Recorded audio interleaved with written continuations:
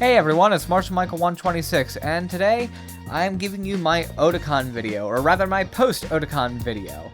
And I'll show you all the pictures that I took and all the things I did.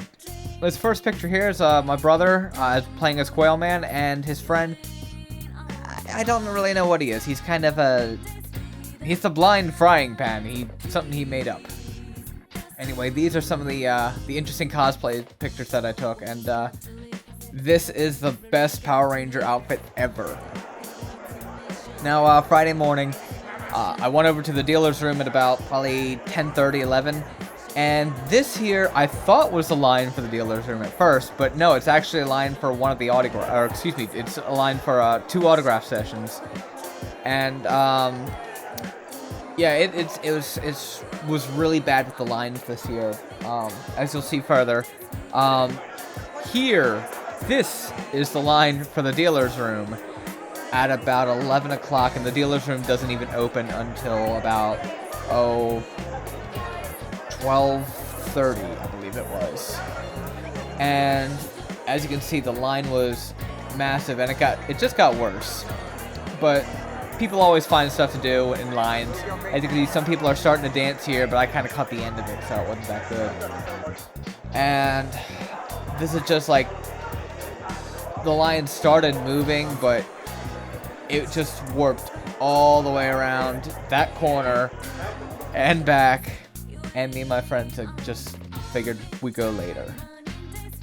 And Otakon was definitely an amazing experience. If you're ever in the Baltimore area during the summertime, this is definitely an event you want to check out. It's worth dropping $70 or $80 on. Plus, of course, the hotel costs. Now, my brother, Quail Man, as you see in a lot of these pictures, he was actually, like, really popular.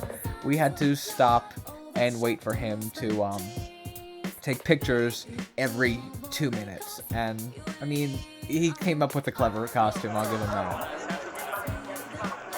If any of you are familiar with the Ice Cold Water Man, this is him. This year, he seemed to be a little bit off his game and a little bit underwhelming. But, you know, it's the Ice Cold Water guy. Apparently, he actually opened the, he performed in the opening ceremonies, which I am disappointed I didn't get to see. But, yes. And this is just one of the Funimation booths here that you see. And that's, like, one of the only pictures with me in it. I didn't have anyone to hold a camera for me. As a Team Fortress lover, I had to get these pictures too. And I know, I'm jumping all over the place, but so are the pictures. And I'm kind of recording this live, so deal with it! Also, Phoenix Wright! I love Phoenix Wright. Phoenix Wright's one of my favorite games ever.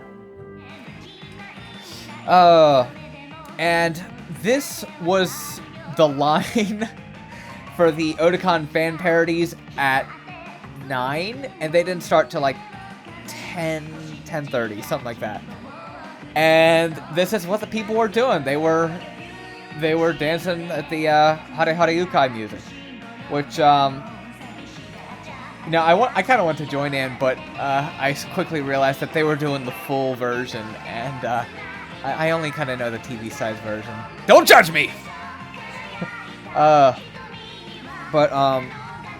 the fan parodies, the room was completely packed, and I was surprised Detective Conan Abridged did so well. Actually, a lot of them did really well. Even Dragon Ball Z Abridged, that was there.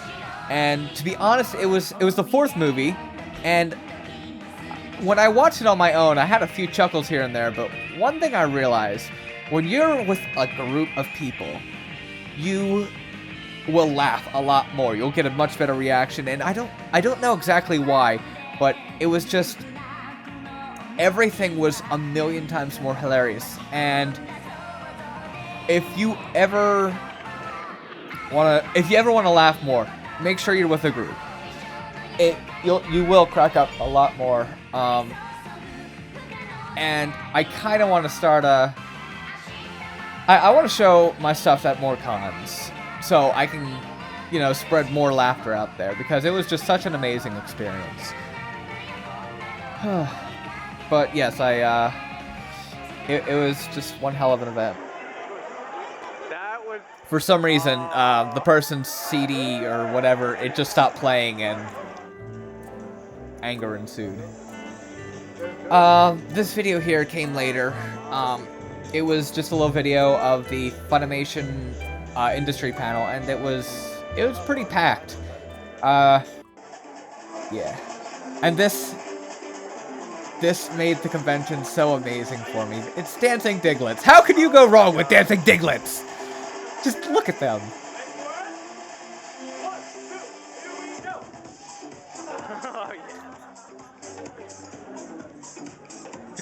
Oh my gosh. I actually got to speak to them later.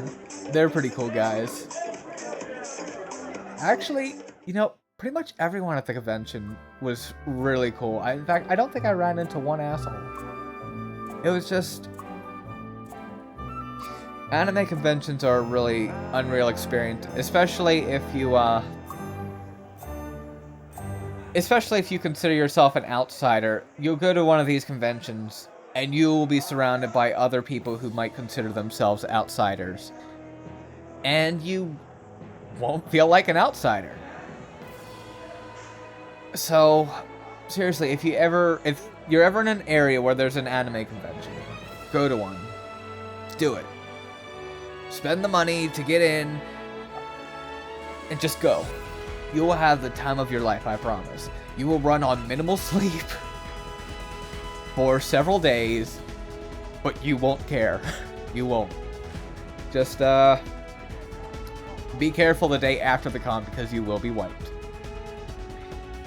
And, here's some pictures I took of the Inner Harbor in Baltimore. It was, it's a beautiful sight. And just here's some more pictures of the convention.